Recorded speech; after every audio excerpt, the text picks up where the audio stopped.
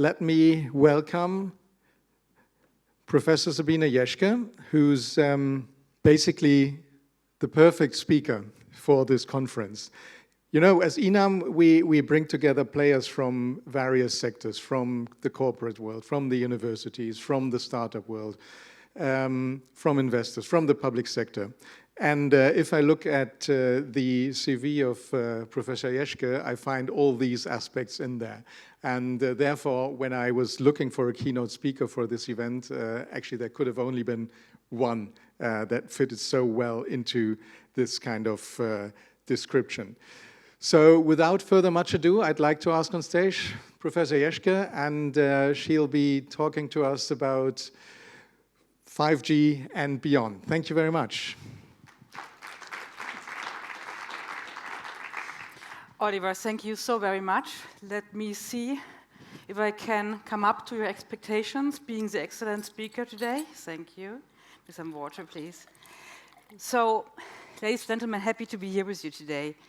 And when I started to prepare this presentation, I was a little bit insecure because the question you've been stating to me, Oliver, talk about computing of the future. I mean, usually you ask me for talk about quantum, talk about 6G, talk about whatever, some kind of detail, but now it's the future of computing. Well, it's a very, very broad topic, so I ended up with, I hope you like it, and I have been written it kind of reverse. I start with my summary. So what do I believe is a big picture? Then I slice the elephants into pieces, and instead of a summary, I conclude with what I should have been talking about, but do not due to time. So this is the reverse version of a talk. Start at the beginning, please. Please read that. When wireless is perfectly applied, the whole Earth will be converted into a huge brain, which in fact it is. And then it goes on saying, and you can control this brain with a little device which you could put in your waist pocket. Who said that and when?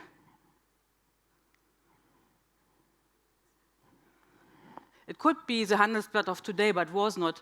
It was Nikola Tesla, and the statement is almost 100 years old.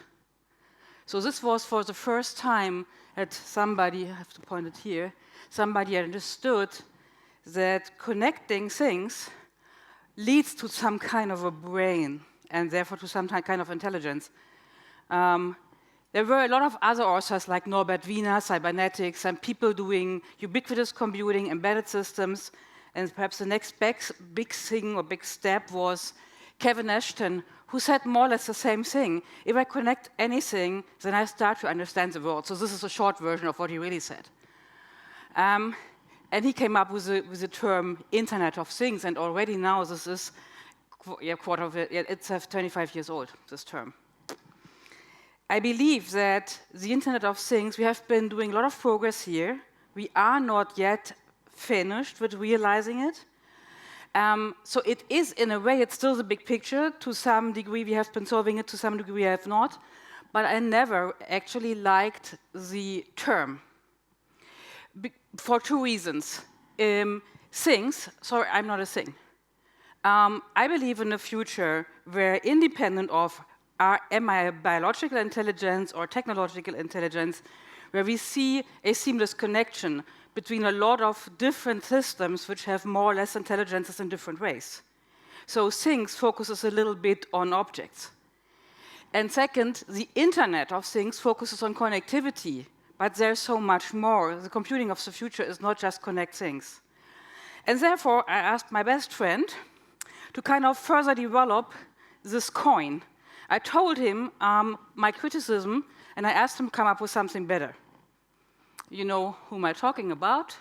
I have to point here. I talked to ChatGPT, and I told him, now, this is my critics on the Internet of Things. In general, I believe the story, but please do better. It came up with about 8 ideas, and I liked this one the best. It talked about a smart, connected universe. And now it's a much, much broader approach, because universe is kind of including everything. Connectivity is still there, but smart is what it is about. So this was the answer of my friend. And he also pointed out that he believes, you know what I mean, that in the future we will not have this kind of distance between a biological intelligence by a human, a biological intelligence by another animal, a technical intelligence, we will kind of act together. And this is my vision of the future of computing, bringing all the different intelligence types together in one network. Now, this is, of course, a very, very big vision and to a certain degree on the buzzword level. So therefore, I cut the elephant into pieces, starting saying, okay, in order to reach this goal, I need connectivity. So what's happening in the field of connectivity? Then I want smart processes on these connected networks. So how do I get the intelligence, the smartness? When I have that, I have connected everything to everything, have big algorithms. Am I sure that I can compute them? We heard a lot about Moore's laws coming to its end. Yes, correct. So am I sure that I'm capable to run the show? Am I fast enough? Can I deal with the big data? And then finally, I'm not a computer, so how do I understand the results? How do I interact with these kind of systems? For a computer, it can handle vectors with thousands of entries or matrices. I cannot. So the question is, how do I understand, how do I visualize these kind of worlds in order to be part of it? So these are my 4 fields I would like to talk about. Starting at, of course, connectivity. It's important to understand that if you switch from 2, 3, 4 over to 5 and so on G, it is not only, oh, my internet is faster now, which is great, but it changes behavior. And by that, it changes business models and finally changes societies. There's a very simple example here. If you are to download your favorite movie with 3G, it takes a day, so you will buy the DVD. With 4G, it takes a couple of minutes, so depends on, perhaps the favorite movie you will buy.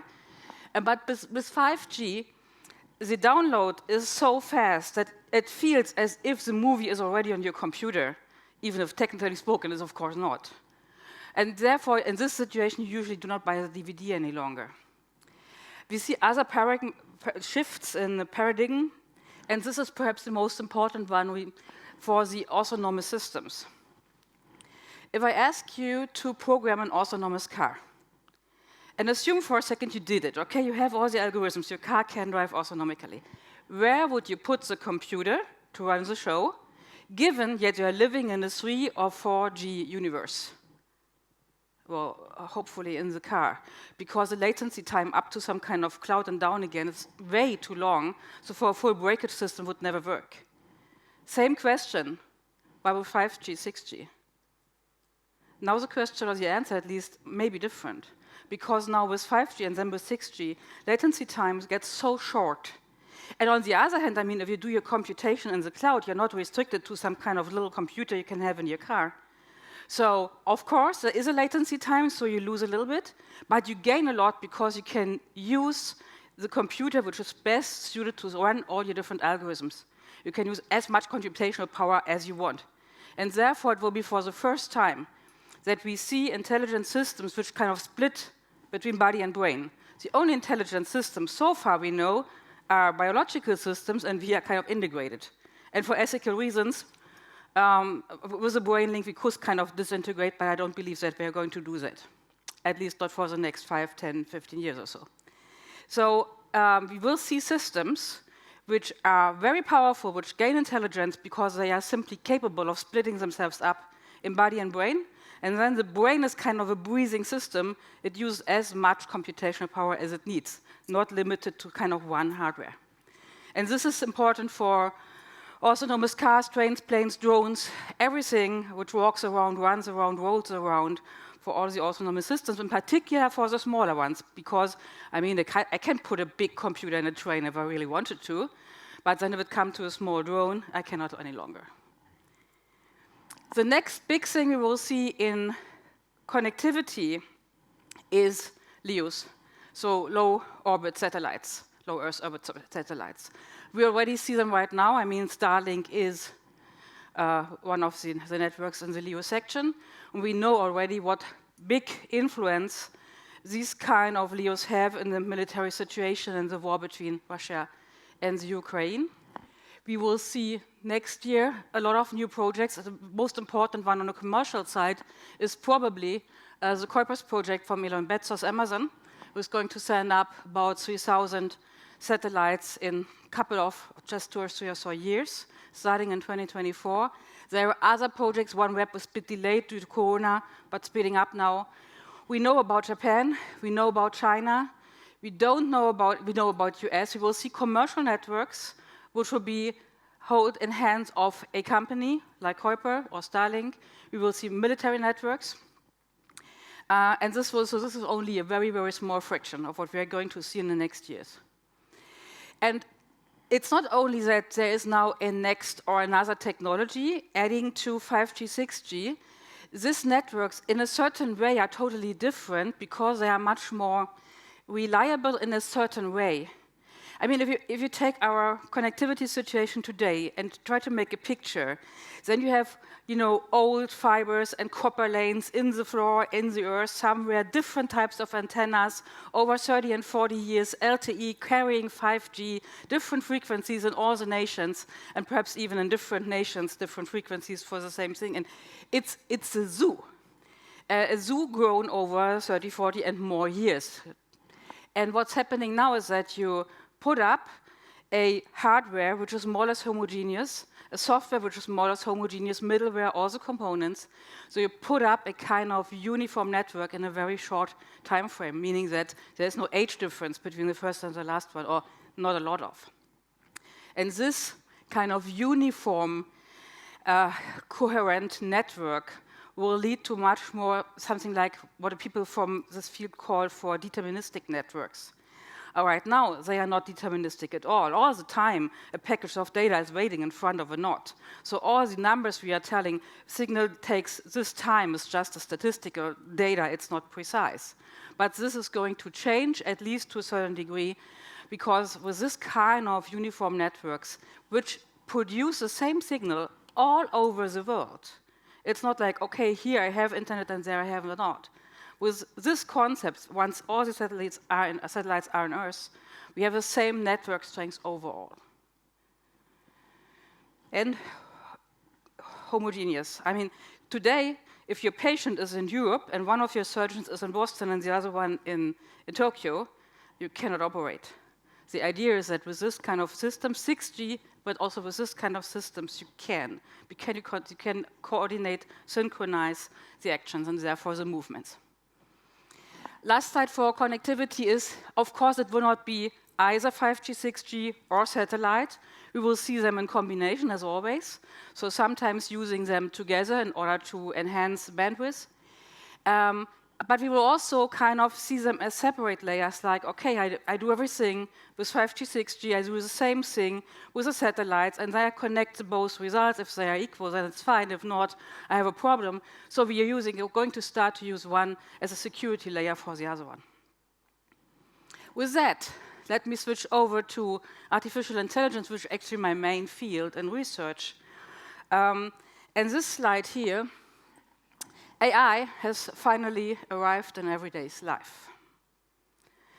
So you might say, well, Sabina, this slide we don't need because we got that by now. But you see that from my examples, I'm using this slide since 10 or 12 years in more or less every presentation with the same title. The breakthrough in AI took place about like 10 years or so ago. And the breakthrough can be described by before, I did a lot of AI, Deep Blue and the rest of it, but it was restricted to either games or lab environments. These systems were capable for the first time to deal with human-like complexity. I mean, this guy here is blind. The car is running around in a real town, so the car should better know that once it faces the ball, that there might be a kid somewhere. And here for this Watson computer winning the Jeopardy game, it's the same. It did not get the question in some kind of programming language, not even in a very precise language, just the way we talk to each other, with all the ambiguities we produce in our language. So this was for the first time that we saw systems in AI, which could not only do a single job in a very restricted environment, but deal with the human-like complexity as it occurs. And this was a breakthrough in AI. JetGPT, of course, is kind of an iPhone moment. I mean, the iPhone wasn't the first smartphone, but the easy accessibility, the simple user interface, the App Store concept, which led to the fact that anybody found something interesting on this iPhone. That was the iPhone moment, and this is exactly what we see now. JetGPT is so easy to access. First version is free. You just log yourself in with your Google or whatever account. You can try around with a guy, and it answers to all questions from all the different fields. You can do it use it as an improved Google or as a replacement for a translator, whatever. So anybody can do something with it, and this is the iPhone moment of JetGPT. But the breakthrough took place much earlier. I come back to JetGPT in a sec, but would like to add two other ideas. My main field in research is distributed AI, because most of the time I'm not so much interested in intelligence of a single system, but having teams of intelligent systems teaming up, sharing real data in real time, so as if I could borrow your eyes looking at me, and by that coming up with a totally new type of intelligence. If you look, I go back in this slide once again, if it let me, and go forward. If you just look at the upper, no, I killed myself, upper right picture. So you see some cars and traffic lights and sensors in the street, and they, for a certain time frame, they kind of form a body, come to a decision who is to run first on the intersection, and then this kind of body or entity splits up again. This is the concept of distributed AI, so temporarily entities which share sensory impressions in real time, not share results, share sensory impressions in real time. I borrow your eyes, and from there I can see that I don't stand right, and then can change my position. So this is what is going to happen in the future, and this leads exactly to my next idea, which is not mine, but I like it a lot, and I did a lot of work with it with Volvo Cars in Sweden. I'm half Swedish. Lee and Lewis are two researchers from the US. And in 2015, they came up saying, you know, in the future, organizations will behave like biological intelligences. And everybody was kind of, oops. But what they meant is, biological intelligence, if you describe it very, very easily, then you have the sensors for perception. If you would not have sensors, you would not understand your environment, you would not see anything, hear anything, you had no reason to act. So for intelligent systems, the first basis is always perception, recognizing that something is changing around you. Second level is to reflect on that. What does that mean for me? Is that a danger? And so on. This is cognition. And then finally put some plan into action. So I see fire, understand that this is dangerous, and then finally call the fire engine guys. So this is always the basics of intelligence. Of course, it's very much simplified for a biological system, but without that, there is no intelligence. And what Lee and Lewis pointed out is that for organizations, we come kind of to the same picture. They said we have a lot of sensors in organizations, like a sensor measuring that somebody's going out and in, sensor in the ceiling, about snow load and so on, but also all the IT systems, SAP, ERP, whatever, databases. So all the systems in a company which have some kind of knowledge and perspective on a certain part of this company, they can be seen as a sensor. And if you take them and bring all this data together, and this is actually the critical point, because tell me about one company which managed to get all the data together, but assume for a second that it's manageable to kind of build a data lake as a little version of some kind of a brain, then you can come to automated actions. We already do that. When I worked with Volvo in 2017, we had drones flying around in a storage, figuring out, oops, the shelf is half empty, and then by themselves understanding, knowing that this is not good, and automatically ordering the product at the right person, and so on and so forth. But so far, we did it kind of point-wise for selected processes. And the vision of Lee and Lewis is that the whole organization will behave this way, not only for single projects and for single processes. Coming back to my friend JetGPT, if you want to come, it takes us fully. Most people talk about JetGPT as a, yes, improved Google, something like that, search engine, research engine. And you want it usually to answer in a natural language, as I wanted on my first slides. But JetGPT can also be used to not only produce natural language, but also artificial language, meaning programming codes. So JetGPT can program. And this becomes, at the beginning, nobody talked about that, but this becomes more and more visible now in the last weeks and months. We have a weakness in Germany and Europe because we do not have enough IT guys, in particular not enough programmers. So it would be great if we could use artificial intelligence to speed up a little bit. I'm not saying that we will solve all the problems we have in IT, but it can help us to kind of use our innovation skills which we have to be simply faster in software development. On the other side, we have a strong advantage because we have a very, very good education, very good further education, very stable processes in industry, how to educate people any further and so on. So we have specialists, we have knowledge, and we have domain specialists. So and if we could allow these domain specialists to put their knowledge, telling it to some kind of a ChatGPT or some one of the siblings to produce code without any kind of interlayer in between, then we would perhaps have a big advantage. So a good friend of mine, and this is the story, he called me and said, well, you know, I've heard about the traveling salesman problem. You know, I have 8 or so trucks, and I have to run them in different towns, any day different towns. I always wanted the shortest ways, because in order to save fuel and time for the co-workers. And I know that the traveling salesman algorithm can compute that, but I don't have a program, so where do I get it?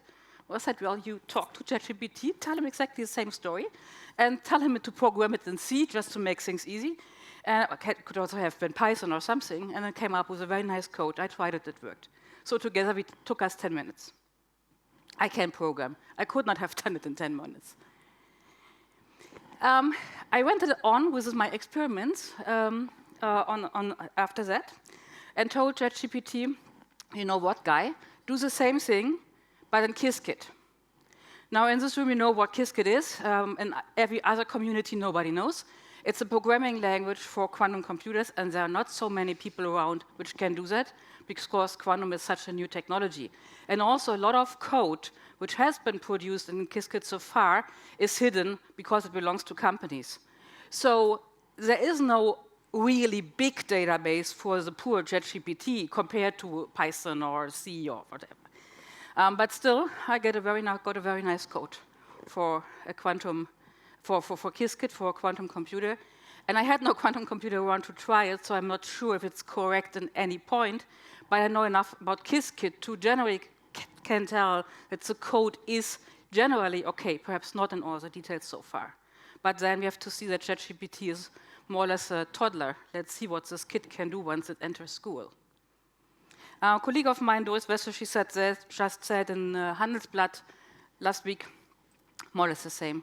Everything goes into programming without programmers, citizen development, and what I liked a lot about your statement is content is king. This was her way saying that we are good in our knowledge about things, we have specialists, and now our specialists can put their brain more or less directly into a computer. We have already been talking about quantum computing a lot, so I can perhaps have this a little bit shorter because a lot of you are specialists in this field. Again, as I've been saying, this is the Moore's law, which I'm not going to stress. So Moore's law is coming to its end due to the miniaturization effects. So question is, who's going to take over? There is, of course, I mean, you know all what NVIDIA is doing with accelerated GPUs and this kind of stuff. Then there is neuromorphic computing, also very, very nice trend, but perhaps as it seems more for niches. I believe personally that we will see other hardware as well, but quantum computing will perhaps be the most powerful, so therefore I would like to focus here on quantum. And you have been telling a lot already about the hardware stuff and about the different approaches. I make it a bit easier. In 2015, I started to kind of feel that quantum computing is going to break through. At this point, I started with some of my PhD candidates to work on this field, not very intensely because it was not my main field, but of course it was clear that there's a very strong connection between AI and HPC and quantum. So I kind of smelled around this time, due to some very nice articles in Science, Nature and other places that, okay, quantum computing is going to come within the next or 3 years. What I believe is we will see two big groups of quantum computers, the deep temperature quantum computers, minus 273 degrees, and then the room temperature quantum computers, which are tolerant against temperature, also against vibration. For this type of computers, you know that you cannot have a subway around or so because they are intolerant against vibration. This is not the case here. So all types of energy here, you have a much higher tolerance. I believe that we will see deep temperature quantum computing systems by 2025. Already we see them, but again, they are more like toddlers or very much limited. So I believe we will see them 2025, 2026 on a scale we can use it for at least a part of industrial applications. And then room temperature I expect to see by 2028 and forward. And of course, due to the fact minus 273 degrees, so you definitely don't want to have that in your living room. This will be cloud-based, highly specialized cloud centers, no vibrations and the rest of it. But here, for the room temperature systems, you can have them integrated in whatever you like, cars or something like that. There is one more point, which I believe is very important, and here I'm coupling to the topic of sustainability. Of course, we cannot measure what I'm stating here because we don't have the system, so it's more estimation, approximation, talking to hardware guys. But the estimation right now is that for the deep temperature systems, the computers themselves need only a very, very small amount of energy, but you have the cooling stuff. The estimation is that if you compare an algorithm, traditional versus deep temperature quantum computing, you get down 1 magnitude in energy consumption, or 10%. For the room temperatures, because you don't have to cool them, the expectation is that you go down to 2 magnitudes lower, let's say 1%, 3%, 5%, whatever. And that, if this comes true, again, these are expectations. But if this is true, then the picture changes totally, and then we will see the next paradigm shift. Because right now, we see up here, we all see quantum computing as next step in high-performance computing. So for the very big computational tasks, climate simulations, medical simulations, molecular simulations. But if this is true, then I would like to switch my iPhone to a Q phone. Not because I need this kind of computational power on a phone, simply because the energy balance is so much better. Last slide for HPC I have for you is that, you know that I have been in the board of Deutsche Bahn, and we had a lot of discussions about what are we going to do in the cloud and what are we going to do in the edge. And very often, it is you do things in the cloud because you really need the computational power. You hate the latency time you have, but you have to accept it. Or it's the other way around. You cannot afford to spare the latency time, so you go into the edge. Computational power usually is limited. You have to live with it. You know that you're only getting a kind of a local optimum, not the global one. So very often it's a trade-off right now. In the future, both arguments will be gone. For with 6G, 5G, 6G combined with satellite, the latency time will not be the big issue any longer. For very, very special applications, it might. In general, it's not the issue any longer. And then with quantum computing, room temperature quantum computing, I can have so much computational power in the edge that these difference, cloud versus edge, is not so relevant any longer. So in the same way as we saw for connectivity, we will see these both systems highly interactive with each other. And also we will see that we are using one as a security lane, security pipe or layer for the other one. And this, the more we come to systems which are fully automatically, autonomously, it's so much important to have security layers, which are technically spoken different, in order to, if, let's say, one is attacked, it's going down for whatever reason, the other one might still work. So these are my ideas to high-performance computing, quantum computing, and now go for visualization in virtual worlds. I've been saying at the beginning that so humans are not so comic. I killed myself once again. Oliver? Here we go. So we are not so very good, thank you. We are not so very good in understanding things based on long vectors or matrices with thousands of entries. We need not only visualizations, humans are very, very visual people, so visual biological systems, 80% goes over visualization, then the rest over hearing, sensing, smelling, and so on. When I prepared the slides, I went back and in literature, again, I walked together with my friends ChatGPT and Google, and I found this very nice presentation. When did we start to think about virtual worlds? Actually, it's about 100 years ago that people started in science fiction literature to think about these concepts. But then it was Stanislav Lem in the 50s who really came up with the first ideas about such virtual worlds, which are very close to reality right now. So some things really take their time, we have to say.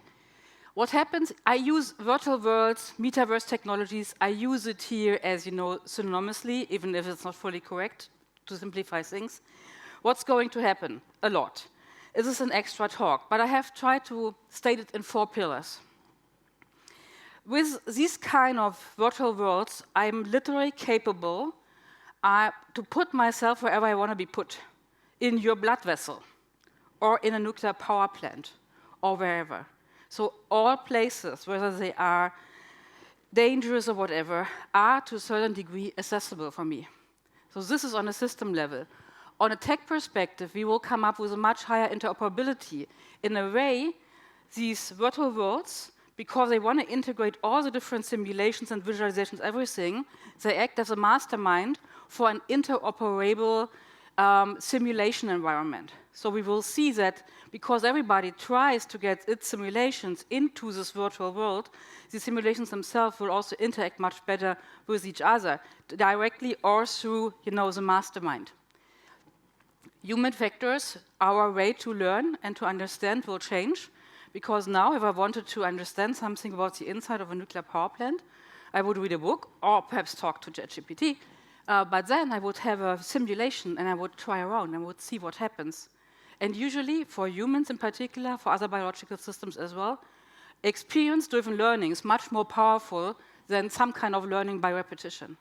So we will enhance, because the way we learn will be different. And finally, community. I mean, a lot of technologies we are facing over the several hundred years brought us closer together. So 400 years or so ago, it took me a week to come from A to B, A and B, distance meaning 500 kilometers. With trains, it was a question of 1 or 2 days. And then it came phone and so on, and the internet itself. Now with a virtual world where the other one is really, I do not feel any longer that this person is away. For about 95% of applications working together, learning together, I will not feel a difference. There might be very private, intimate moments where I still feel a difference. But for 95% of the day, it will be not a difference. And also, democratization, I put that here.